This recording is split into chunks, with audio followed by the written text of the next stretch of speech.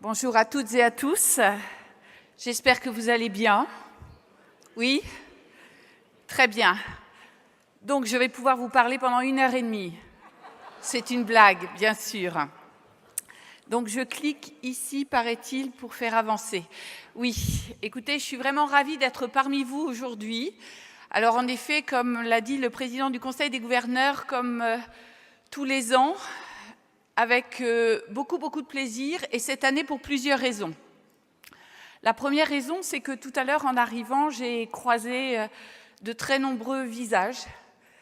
Beaucoup d'entre vous, visages bienveillants, visages fidèles, visages d'amis. Et ça fait toujours plaisir, on a l'impression vraiment de faire partie d'une grande et même famille. Deuxième raison, parce que nous fêtons tous ensemble 2 anniversaires. Votre anniversaire, le centenaire, et puis aussi les 30 ans de combat du Téléthon, puisque le premier Téléthon était en 87, nous sommes en 2017, donc 30 ans de combat commun. Mais pas seulement 30 ans de combat commun, parce que comme vous le voyez sur cette slide, dès 1970, vous étiez aux côtés de notre association dans le cadre du COFRASORM, Comité français de soutien pour la recherche contre la myopathie. Et donc, ça fait toutes ces années, presque un demi-siècle, va-t-on dire, que nous sommes ensemble. Ça nous a permis, cette histoire commune, de la retracer. Alors, très régulièrement, lorsque votre président international vient visiter nos laboratoires, et le 17 mars dernier, ce fut le cas de l'actuel président international qui, avec son épouse et avec le Conseil des gouverneurs, a vraiment, je pense, beaucoup apprécié de constater combien vous toutes et vous tous, chacun à votre niveau, vous avez contribué à créer des laboratoires qui sont vraiment leaders mondiaux dans leur domaine, que ce soit Généton, que ce soit ISTEM, que ce soit le tout nouveau qui s'appelle Hyposkésie. Et donc, il a pu constater ces victoires que nous avons ensemble obtenues, des victoires contre la maladie. Alors aujourd'hui, très naturellement, je viens vous dire un immense merci. On a tendance à dire que merci, c'est une fois que les choses sont terminées. Non, c'est un merci aussi d'encouragement pour les années qui viennent, parce que, encore une fois, vous êtes à nos côtés contre vents et marées, avec toujours beaucoup de fidélité. Et je vous ai mis ici juste quelques chiffres sur votre implication, 18 000 bénévoles pour répondre au 36-37, et puis 568 000 € collectés. Et avec une très belle page de collecte, je pense qu'on peut encore et toujours mieux faire, mais c'est déjà une super mobilisation. Je sais, pour le partager avec certains d'entre vous, que parfois vous me dites « Ouh là là, on a moins d'appels, oh là là, on va peut-être avoir moins de lignes, ou alors on va peut-être nous supprimer un centre ». Je sais que ça fait partie de vos préoccupations. C'est vrai que c'est aussi un peu le sens de l'histoire et de la vie, le numérique qui prend la place un peu du téléphone. Et pour autant, pour nous, c'est extrêmement important et précieux que vous soyez à nos côtés, notamment au niveau du 36-37. Pas que, bien sûr, aussi sur le terrain, mais pour le 36-37, parce que ce lien que vous avez tissé avec les donateurs, ces histoires que les donateurs vous racontent, même si on vous demande de faire très court en temps, ces histoires qu'ils vous racontent, ça tisse un lien exceptionnel. Et il n'est pas un donateur par téléphone qui, je pense, ne sache que derrière, il y a un lion. Un immense merci pour tout ce que vous accomplissez à ce niveau, au 36-37, et aussi sur le terrain, bien sûr. Alors, votre engagement pour ce Téléthon 2016, voyez, nous a permis d'avoir un résultat assez exceptionnel. 92 740 769 €. C'est un chiffre qui est un petit peu en deçà de l'année précédente, et comme c'était le 30e Téléthon, on aurait aimé avoir un peu plus. Mais pour autant, vu le contexte, je pense qu'on ne peut que tous collectivement être vraiment très satisfaits de ce résultat pour ce Téléthon 2016. Parce qu'il y avait plein d'événements qui, bien sûr, et notamment, nous le savons, cette fragilité, ces plans Vigipirate qui fragilisent. On était aussi en période électorale, même si c'était seulement le temps des primaires, mais pour autant, ça donne un contexte qui, évidemment, encourage beaucoup moins les gens à donner. Malgré tout, on a fait un très très beau résultat. Je dis on a fait parce que c'est aussi votre succès que ce résultat du 30e Téléthon. Ce résultat, il va nous permettre de mettre en œuvre la stratégie de notre association. Vous le savez, l'AFM Téléthon, c'est une association de malades et de parents de malades. Je vous ai mis ici quelques photos, les photos de Madame de Quéper avec ses enfants, qui était la créatrice de notre association, la fondatrice en 1958. Elle avait 7 enfants, dont 4 fils atteints de myopathie de Duchenne, qui sont tous décédés entre 14 et 18 ans.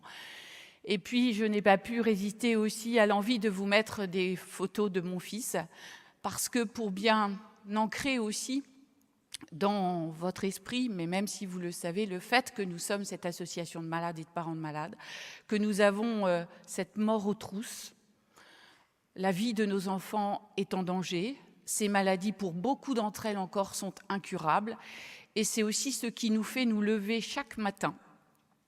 C'est ce qui fait que nous avons cette force, cette détermination, cette conviction. J'ai tendance à dire que lorsqu'on a un enfant en danger de mort, on n'a pas peur de grand-chose. Et qu'on a cette conviction chevillée au corps pour entraîner toutes les forces vives, qu'elles soient scientifiques ou médicales, pour trouver les solutions thérapeutiques. J'entendais tout à l'heure le président du futur Conseil des gouverneurs dire « Osons l'avenir », cette marque de ce leitmotiv pour le prochain Conseil. Eh ben, nous avons aussi dans les gènes, je dirais, de notre association, cette audace permanente, parce que, en effet, ce que l'on souhaite, c'est flécher le plus court chemin qui va nous mener vers le médicament et vers les traitements pour nos enfants et pour ces maladies dont ils sont atteints.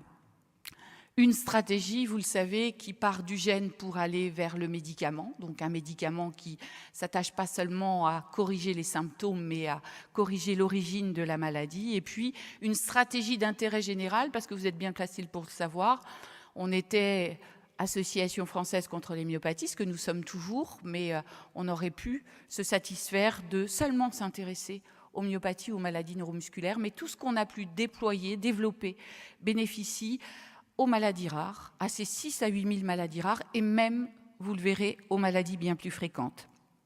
Et puis enfin, une exigence, là aussi, qui fait partie des principes fondamentaux de notre association, la transparence et l'efficacité. Cette slide, je voulais la partager avec vous.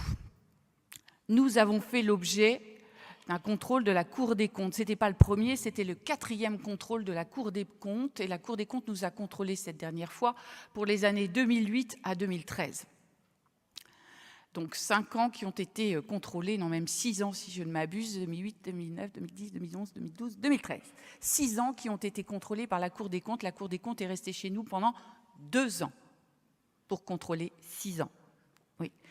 Important, puisqu'il y a l'AFM Téléthon, il y a tous ces laboratoires, bien sûr, et donc c'était extrêmement important. Et pour nous, et pour vous, c'est important parce que ça doit vous rassurer. Et ce que je peux vous dire, c'est qu'au bout de ce contrôle, de ces 2 années de contrôle, nous avons eu les résultats en mi-juin 2016. Est-ce que vous avez entendu parler des résultats du contrôle de la Cour des comptes? Voilà. Exactement, parce qu'on parle toujours des trains qui arrivent en retard, jamais des trains qui arrivent à l'heure. Et nous aurions aimé que ce satisfecit de la part de la Cour des comptes soit évidemment largement communiqué. Il y a eu un communiqué de presse de la Cour des comptes, mais il a été très peu repris, encore une fois, parce que s'il n'avait pas été bon, il aurait été repris, ça c'est sûr. Il est bon, soyons fiers, c'est ça qui est important. Et cette fierté...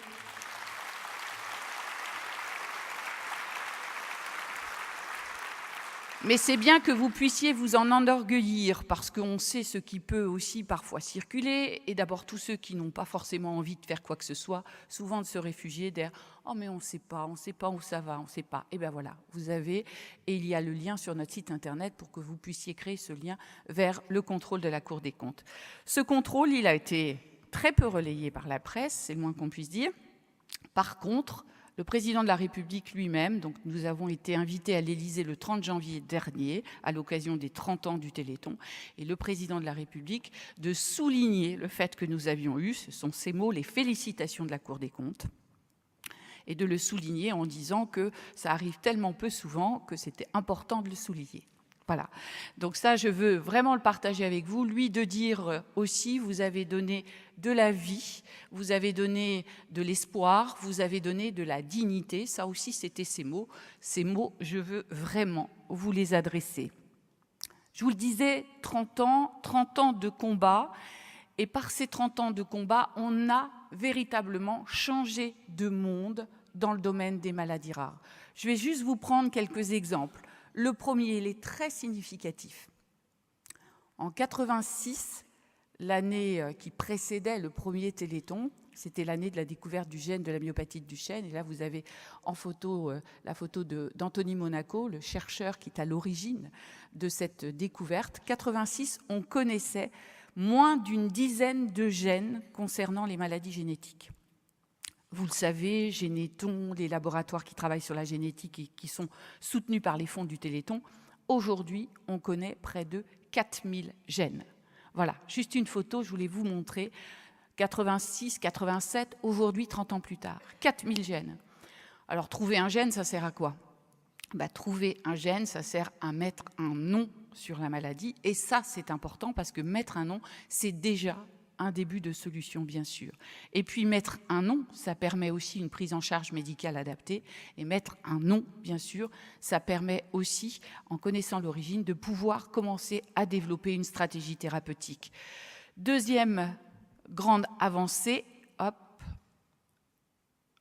Deuxième grande avancée, 15 ans de vie gagnée. 15 ans, parfois même 20 ans de vie gagnée. Quand j'ai découvert dans les livres de médecine, moi, en 87, donc juste 6 mois avant le premier Téléthon, ce qu'était la myopathie de Duchenne, c'était des livres de médecine. Évidemment, il y avait beaucoup moins Internet qu'il y a aujourd'hui. C'était des images en noir et blanc. Et il était dit, myopathie de Duchenne, pour mon petit bonhomme qui avait 3 ans et demi à l'époque, myopathie de Duchenne, mort avant l'âge de 15 ans ou 20 ans. Aujourd'hui, dans la myopathie de Duchenne, il est bon nombre de nos enfants qui vivent encore à 35 à 40 ans. Certains d'entre vous se souviennent peut-être de Damien Birambeau, le fils de Pierre Birambeau, qui est cofondateur du Téléthon. Damien nous a quittés en juillet 2016. Damien, il avait 43 ans et c'était un myopathe de Duchenne. Donc, vous voyez combien on a pu gagner d'années d'espérance de vie. Et ça aussi, c'est important, cette prise en charge médicale de qualité, pas seulement contre les myopathies, mais pour l'ensemble, bien sûr, des maladies rares, et même au-delà, parce que ça permet de rayonner. Autre élément aussi important, l'accompagnement des malades. Ils étaient complètement isolés il y a 30 ans. Il n'y avait rien, pas de solution. Seuls des établissements, parfois, où on pouvait, et parfois on les acceptait même pas tellement ils étaient en situation de dépendance.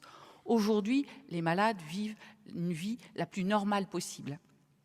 Ils sont accompagnés. Nous avons des services régionaux qui sont financés par les fonds du Téléthon. Nous avons 19 services régionaux, 170 professionnels, des référents parcours de santé qui accompagnent les malades et les familles dans leur vie quotidienne pour qu'ils aient, encore une fois, une vie la plus normale possible. Et puis, un élément aussi extrêmement important, je dirais, je garde presque la fin, le meilleur pour la fin, c'est la recherche. C'est le fait qu'il y avait presque pas d'équipe de recherche qui travaillait sur les myopathies, même si on avait, et vous aviez donné un grand coup de main dans le cadre du Cofrasorm, mais très peu d'équipes. Moi, avril 87, l'année du diagnostic pour Charles-Henri, mon généraliste de me dire, écoute, regarde du côté des États-Unis, parce que si un jour il se passe quelque chose, forcément, ça viendra de là-bas.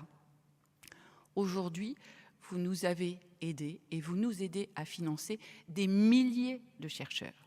Et tous les ans, s'il y a un chiffre qui peut vous marquer, tous les ans, ce sont près de 1000 chercheurs qui sont financés par les fonds du Téléthon. Près de 1000 chercheurs.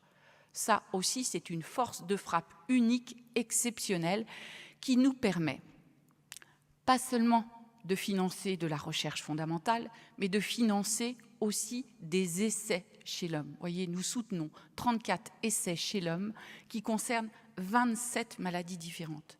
Nonobstant toute la recherche fondamentale, bien sûr. Là, je vous parle de ce qui est quelque part le peloton de tête des maladies.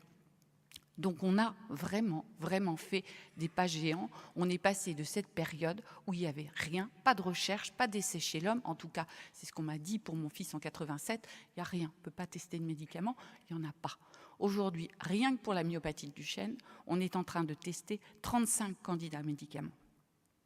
Donc, une vraie révolution. Et cette révolution Non seulement elle concerne des maladies rares, et j'aime bien cette photo parce que je pense que là, on peut tous l'imprimer, on peut tous aussi l'expliquer. Vous pouvez, vous qui êtes quelque part nos ambassadeurs dans les centres de promesses ou sur le terrain, vous qui êtes des ambassadeurs, vous pouvez l'expliquer.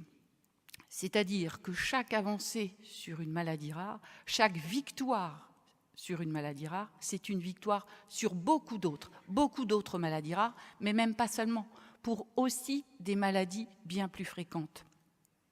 La progéria, qui est une maladie extrêmement rare, il y a 3 cas de malades, de petits malades, puisqu'ils décèdent avant l'âge de 14-15 ans, 3 cas en France. La plus rare des maladies rares, c'est une maladie du vieillissement prématuré.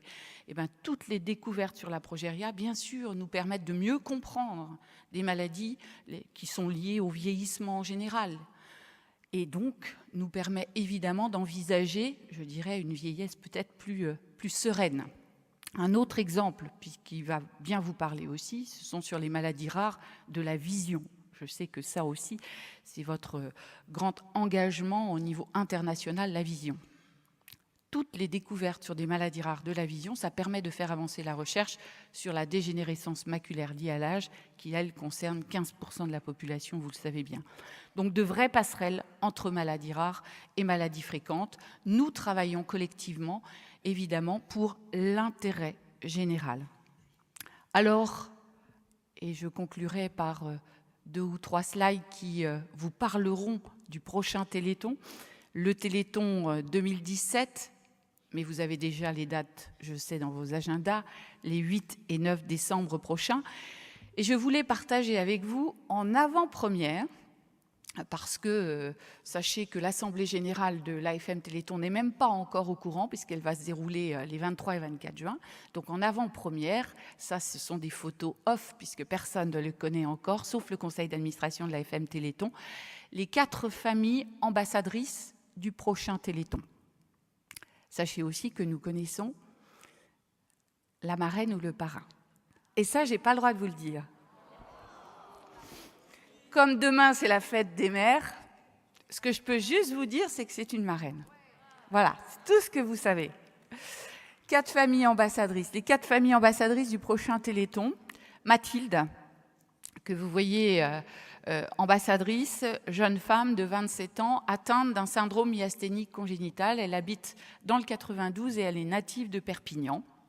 Donc je salue toutes ces régions. Vous voyez, non seulement dans les familles ambassadrices, ce sont des maladies différentes, ce sont aussi des régions différentes. Et en général, nous avons 4 familles ambassadrices.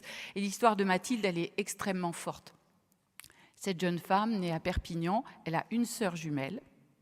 Donc là aussi, les lois de la génétique. Sa sœur jumelle n'est pas malade, et elle est malade. Et donc, lorsque cette petite fille naît, on voit très rapidement qu'elle a des problèmes pour se déplacer, qu'elle est très lente à se déplacer. Et progressivement, la maladie envahit ses muscles et pas de diagnostic. Parce que rien que dans les maladies du muscle, il y a à peu près 300 formes différentes, pas de diagnostic. Elle va au collège, au lycée, marche de plus en plus difficilement. Elle est obligée d'avoir recours à un fauteuil roulant, notamment le fauteuil roulant électrique. Et puis après ses études, elle vient sur Paris pour travailler, même en situation de dépendance. Elle a fait de brillantes études. Elle vient sur Paris pour travailler. Elle dit, je vais reprendre le circuit médical traditionnel et je vais aller à une consultation pluridisciplinaire, donc à l'Institut de myologie que vous connaissez. Et donc, elle va voir notamment le docteur Anna Ferrero, qui est à l'Institut de myologie. Elle dit, voilà, je voudrais, alors à tout hasard, je vais refaire quand même, est-ce que les techniques de diagnostic ont évolué? Est-ce qu'on peut mettre un nom sur la maladie?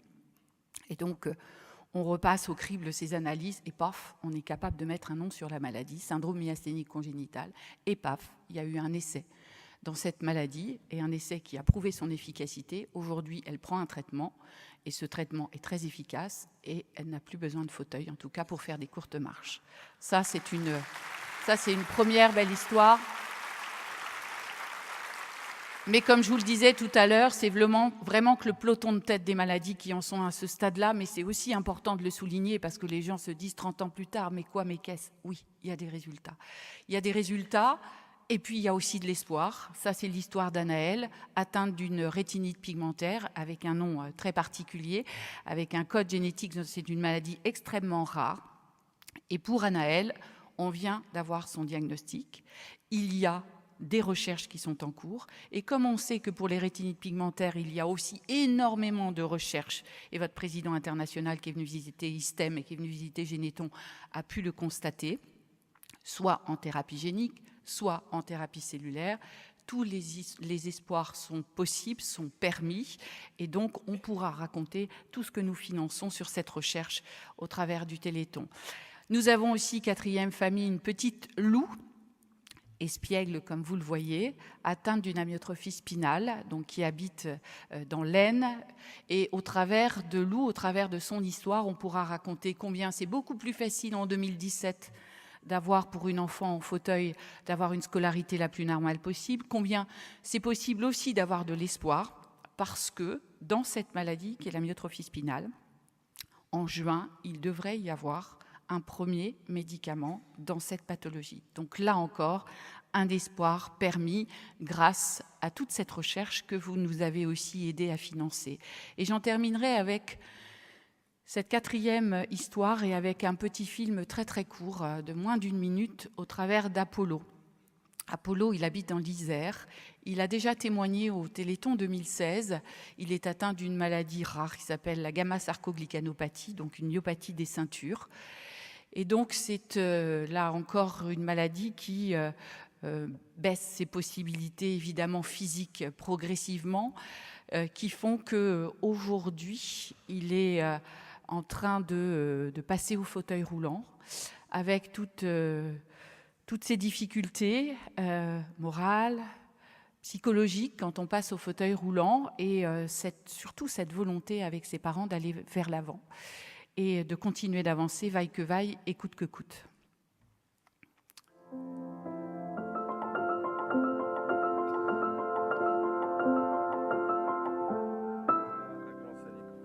D'accord, ouais, ça rentre dedans, ça. Pas de problème. Et puis le jour tant redouté a fini par arriver. La livraison du fauteuil électrique. Symbole de la perte de mobilité d'Apollo, aussi bien au niveau des jambes que des bras.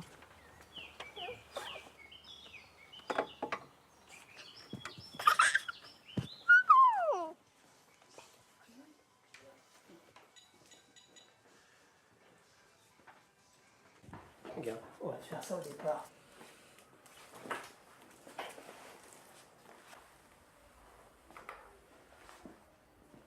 Comment tu es là? T'es bien? Oui, très bien. C'était quoi le but? C'est klaxon. Ah. Voilà. Il est possible d'accrocher un sac d'école derrière? Oui. Ça, c'est la ceinture de sécurité qui va sur le dossier. Là. Il faut prendre une assurance particulière? Non, simplement, vous faites une déclaration à votre assurance habitation. On peut le couvrir si jamais il renverse quelqu'un.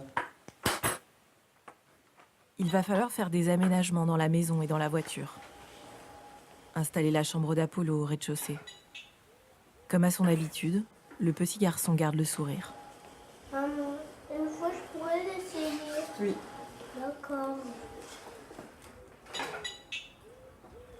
Et toi, t'as jamais ces moments-là où des fois Un tu craques? petit peu. Si. Ça m'est arrivé quelques fois. Et c'est quoi qui déclenche ça? C'est que très souvent, c'est quand je n'arrive pas à faire quelque chose, j'y pense. Et parfois, je pense plus aux mauvaises choses qu'aux bonnes choses. Donc, C'est-à-dire, c'est quoi les mauvaises choses? c'est un peu, je me demande bien comment ça fait quand tu veux essayer de marcher mais que tu peux pas. Ça, j'aimerais bien savoir comment ça fait, mais je saurai bien dans pas longtemps. Mais tu vas pas sur les genoux maintenant? Là, t'es à max, là? Non. Je tourne après à droite. Ouais, fais ce que tu veux, là. À 10 ans, Apollo est déjà un si grand garçon. Il connaît l'adversité, le courage Allez, et la valeur de chaque instant. dépêchez-vous. Dépêchez-vous. Voilà. Je voulais partager cette vidéo avec vous parce que je pense que même si je vous ai raconté un combat qui avance, des résultats très forts sur des premières maladies, pour autant il y en a d'autres, et d'autres enfants qui attendent. Et je sais que vous serez à nos côtés pour nous aider dans cette, je dirais, dernière ligne droite. Et ce que je voudrais juste dire, c'est qu'on peut tous collectivement être fiers. Soyez fiers du chemin qu'ensemble nous avons parcouru, parce que je pense qu'il ne peut que nous rassurer sur notre capacité à tous ensemble relever les défis pour gagner définitivement contre toutes ces maladies rares auxquelles nous nous sommes attaqués. Merci de votre attention. Merci. Merci, madame. Michel, Isaac, si tu veux nous rejoindre.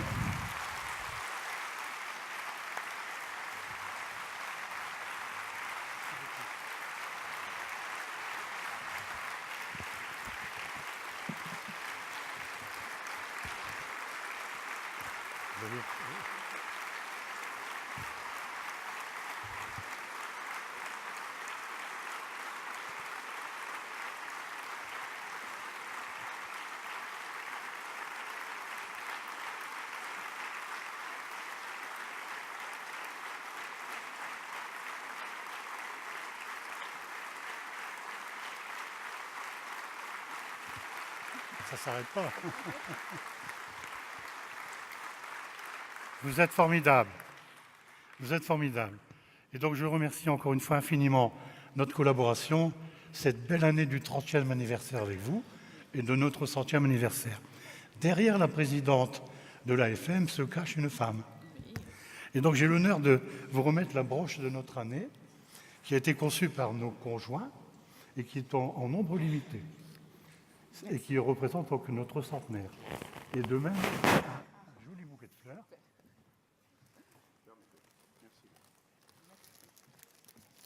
C'est pour ça que j'ai vu du jaune.